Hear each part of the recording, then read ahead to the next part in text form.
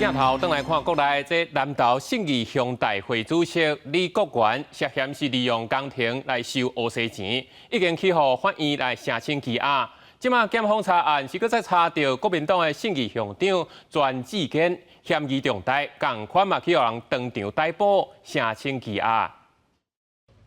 洪泰来南投信义乡乡长庄志坚带领公所的人员去山区勘灾，不过即马煞传出因那像食钱。台中地检署去年11月份侦办信义乡大会主席李国元涉嫌利用公所办采购工程对价预算的期间，甲厂商收空米箱。检方阁查到信义乡长庄志坚嘛涉案，要求伊到案说明。结果复审了后，认定庄志坚涉嫌犯贪污治罪条例，罪嫌重大，当场逮捕，向法院申请羁押禁见核准。 现在比较急迫是上面的土石堆在那边，担心这个小的烟塞。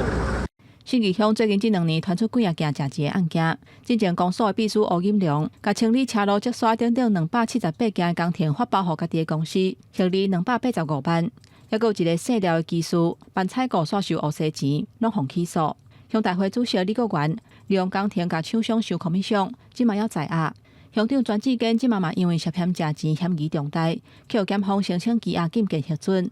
地方制度法大概82条有规定，如果被羁押的话，就要停止他的职务，县府就会指派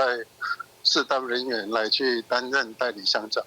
南投县府强调讲，信义乡长互羁押禁见了后，会以地方制度法停止伊的职务，而且派人做代理乡长，一切听候司法的判决。